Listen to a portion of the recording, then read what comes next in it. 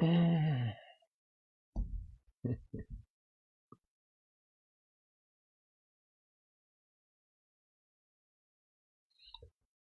right, all right, all right. Man, I am a little late. I'm sorry.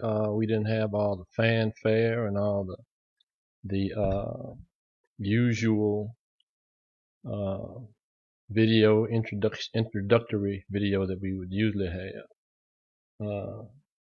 Today is kind of a somber occasion, so I just really wasn't feeling trying to put together a lot of fanfare. Uh,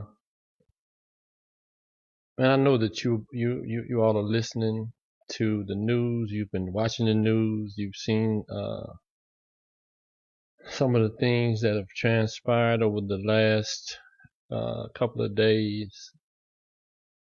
Let me kind of set the stage for you right quick, because there are some things, man, right now that are really troubling my spirit. But I want to give you kind of some context so that you know just how troubling this is for me. Also, I'm not going to have anyone on tonight. This is kind of a spur of the moment things, and everybody was kind of busy, so it's just going to be me and y'all. So, but let me kind of give you some context for this.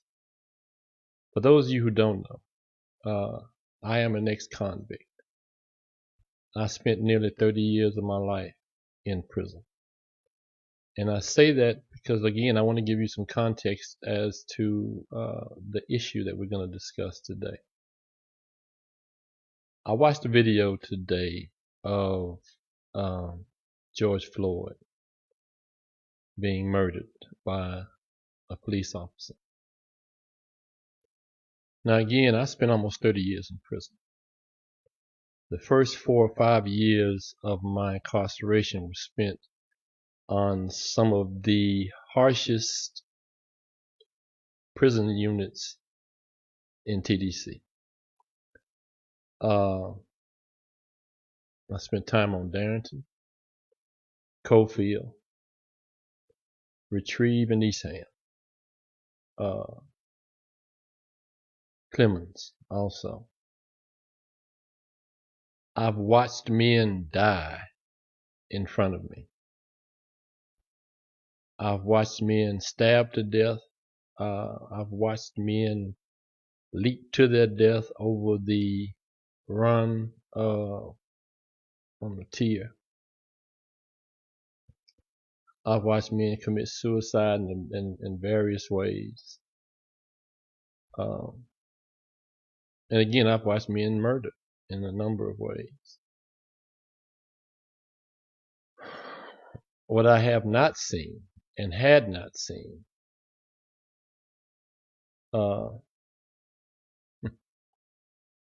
until today was a man murdered in the way that Mr. Floyd was murdered today.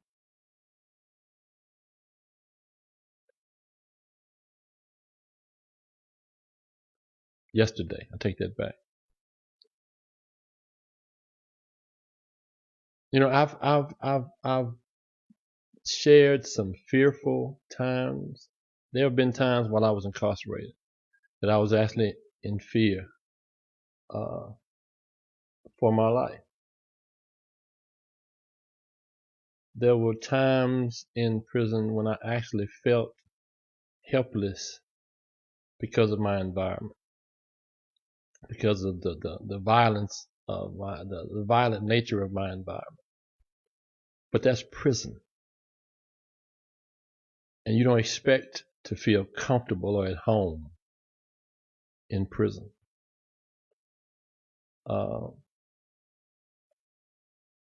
There have been times when I thought that I would not wake up the next day. I stepped over puddles of blood that belonged to men who had been my friends. I watched a friend of mine, gentleman they used to call 99 because he had 99 years to serve. I watched him sit 4 feet from me and be stabbed to death while he got up and tried to put his tray in the depository where you take your trays after you finish eating. So I've seen some gruesome stuff. I've been involved in some gruesome stuff. But again, this was prison. This was the penitentiary. And you expect these kind of things to happen in the penitentiary, because in the penitentiary you are surrounded by other men who are just as corrupt, if not more corrupt than you, who are just as violent, if not more violent than you. In prison, you understand that at any moment something can happen and you can be killed. In prison, behind bars, where the most violent of the violent are supposed to be held.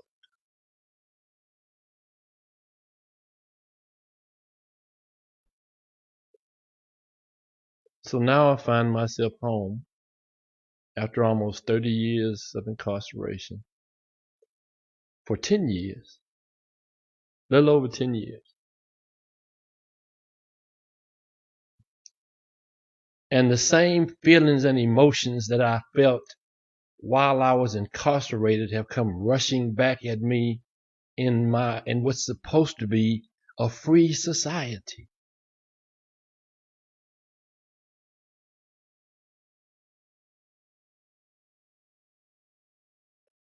Every week we watch some black body lying lifelessly on the ground, having been murdered by someone.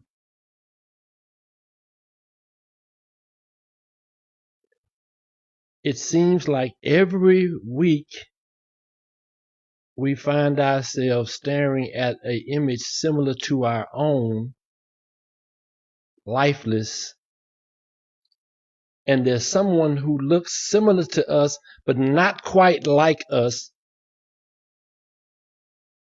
that's responsible for that person's death. And seldom is there an outcry from that side of the table when these men and women are dying. What's more is seldom is there an upheaval from our community that's loud enough to be able to reverberate against the walls of injustice that we find ourselves surrounded by. I'm frustrated. I'm hurt. I'm angry. I felt all day since I've seen this video tears of frustration, tears of anger, tears of sympathy and pity for this man's family. And I fight them back even now because I need to get a message out. And I don't need to get the message out through tearful eyes.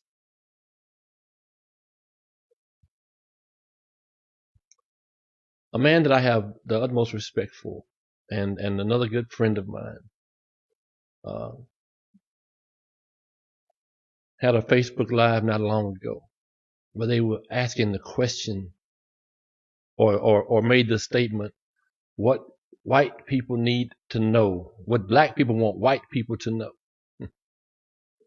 And I was a little bit perturbed by it because the first thing that a friend of mine said was he started to qualify himself for being able to address the issue by telling us about the black woman that he had married and the black children that he was raising and all of this stuff.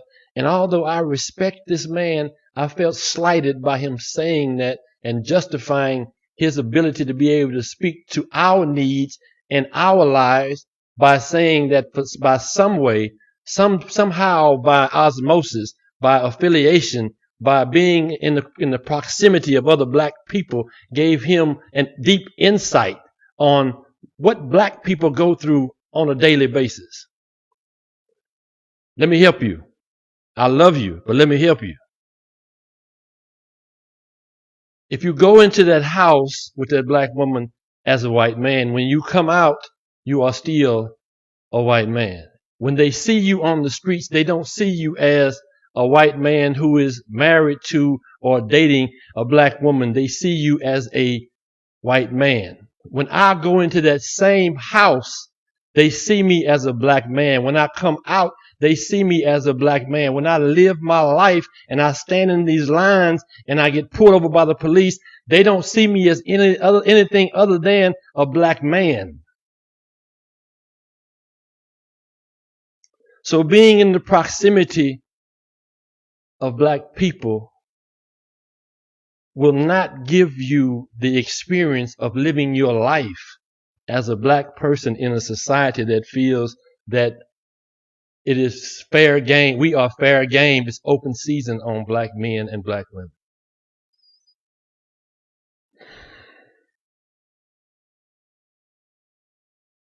So I'm hurt.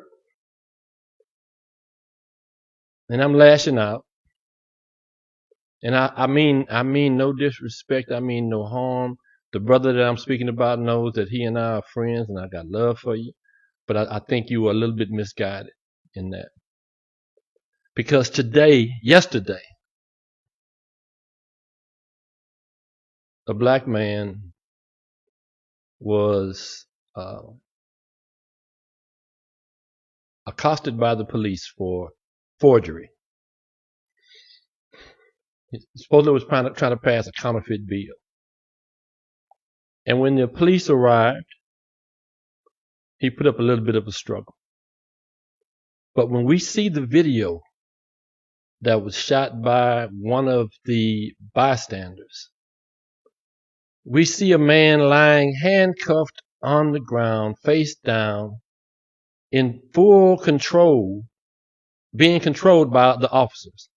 We find out later there are 4 officers there. But we also see one officer with his knee in this man's neck. And if you look at the position of his feet, you can tell that he has the full weight of his body in this man's neck. And then the even more disturbing part starts to happen. Because you hear this man start to beg for his life. You hear this man start to plead, please, I can't breathe, please. Then you see this demon, this monster, turn towards the camera and look down at the man pleading, and continue to press his knee into this man's neck. The part that actually broke my heart, the part that almost destroyed me, was when I heard this man calling for his mother.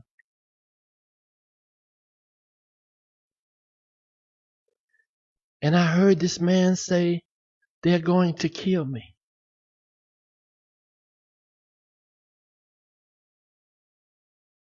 And the officer who was resting his knee in this man's throat was just as nonchalant and uncaring as anybody can be.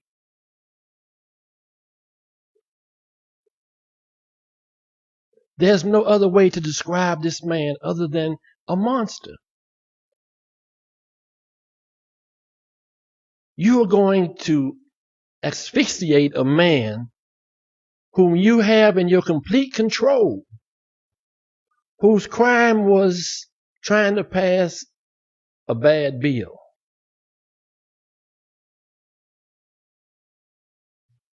Never did his facial expression change.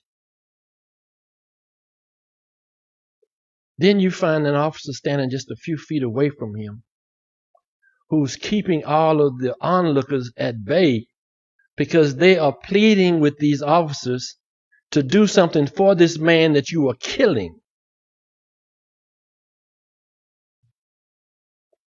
And the officer has the audacity to say, he's talking. Yes, he is talking. He's begging you not to kill him, and he's asking for his mother.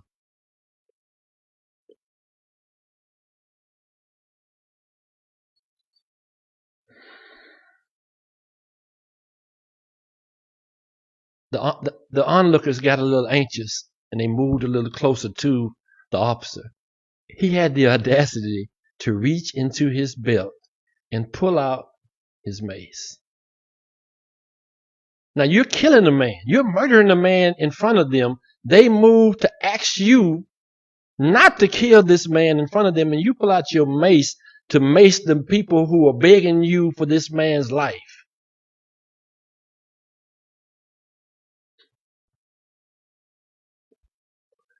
I'll be honest with you, man. I'm destroyed by this. I'm emotionally destroyed by this. Because I feel helpless. I feel rage.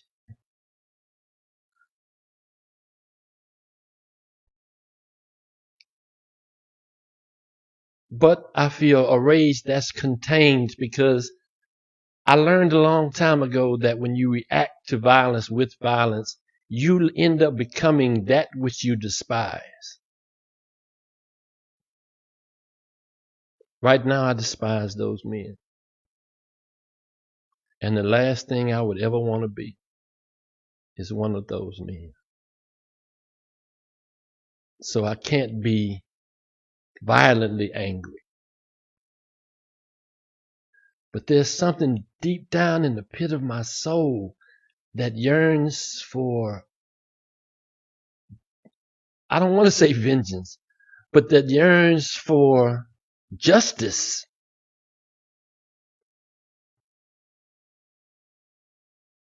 Why is it okay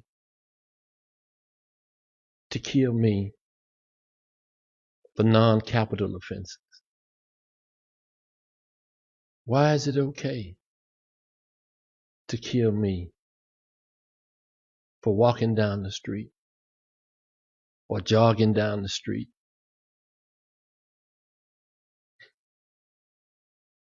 or wearing a hoodie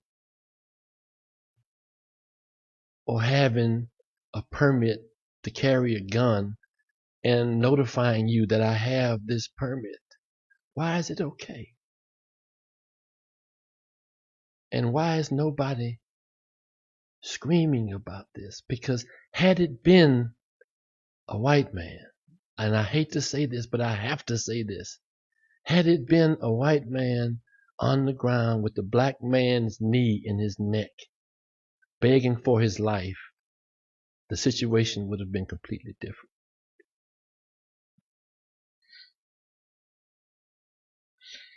So we live in a society right now where there is a man who is the most powerful man in the country, who embraces racism, who embraces ostracism, who embraces the callous mistreatment of people because he does it himself. And he embraces those people who are willing to do this.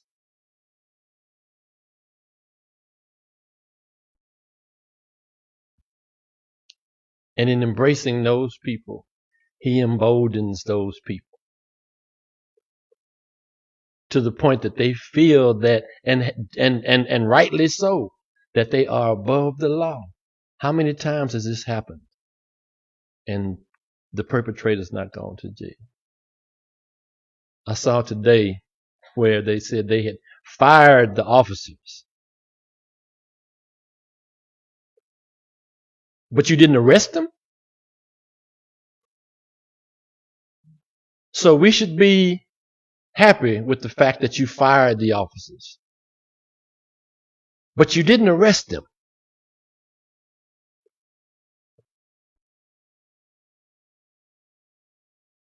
So be satisfied with what we give you.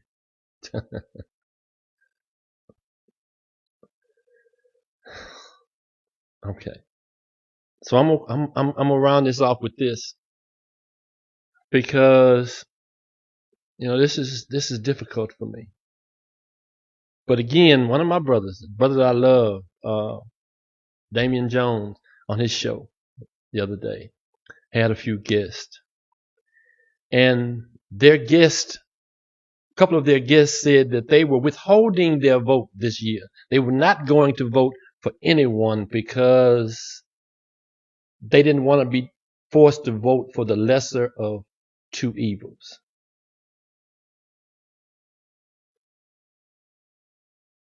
I don't know of anything more evil than someone who denigrates the existence of others, who is willing to walk on top of and walk over the bodies of others.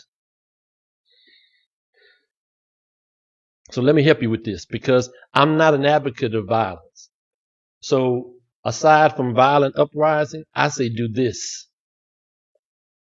I'm not a big Joe Biden fan. I'm not a political activist.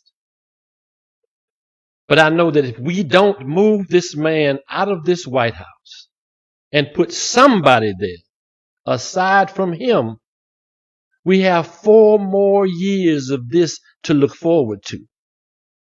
You see, if you are drowning and someone puts something in the water that you can use to climb out of the water with so that you don't drown, you don't look at them and say, I don't want that.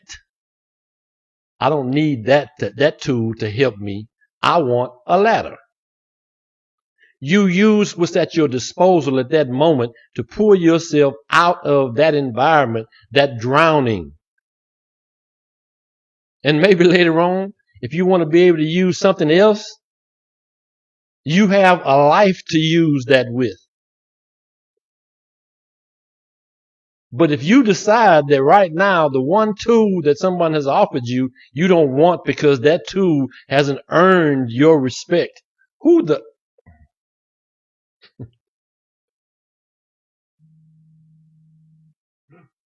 So let me help you with this, with where I'm going with this.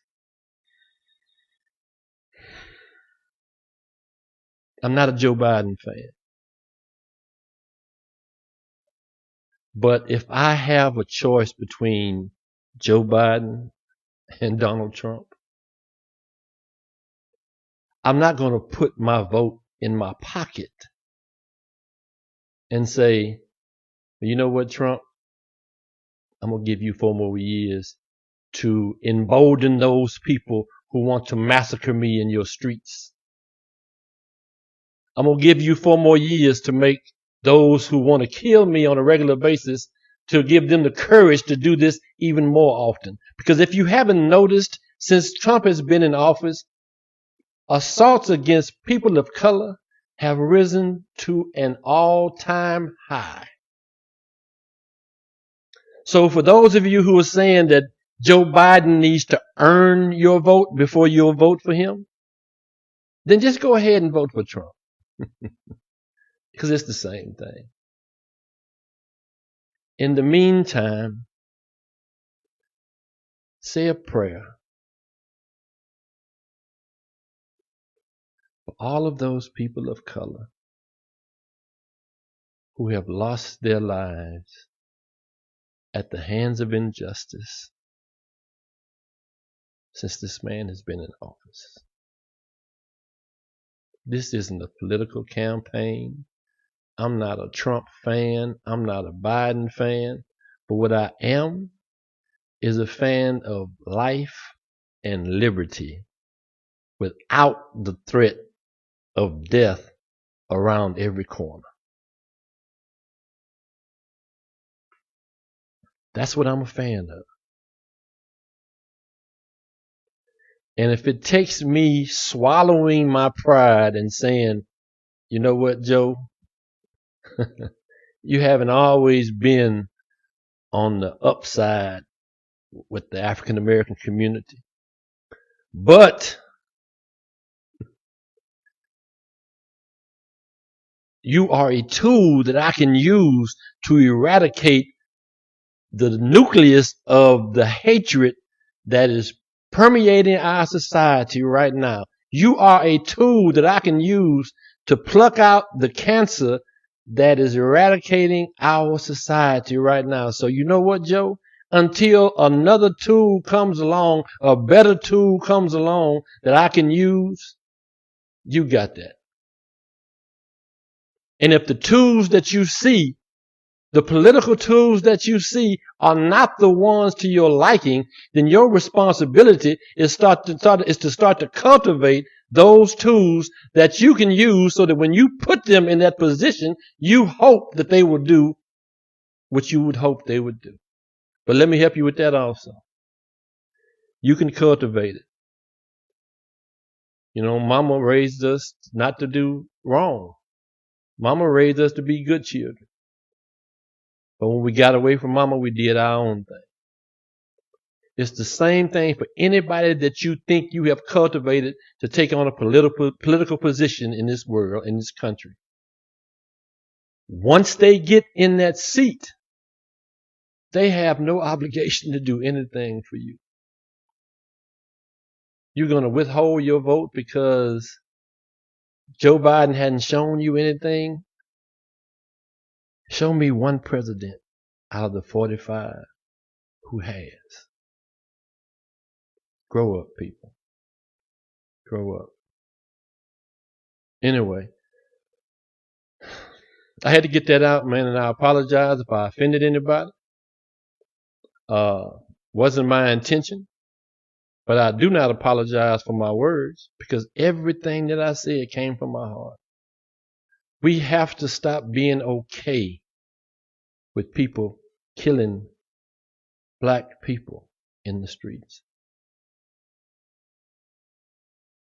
And unless you plan an uprising somewhere, then you better start learning how to use your vote in the best way that you can while you have a vote to bring about change.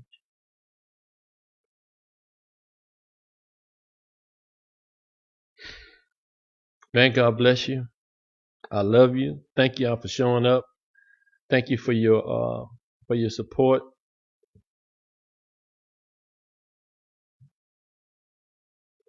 Be safe out there, man. And woman. Because it's a dangerous place.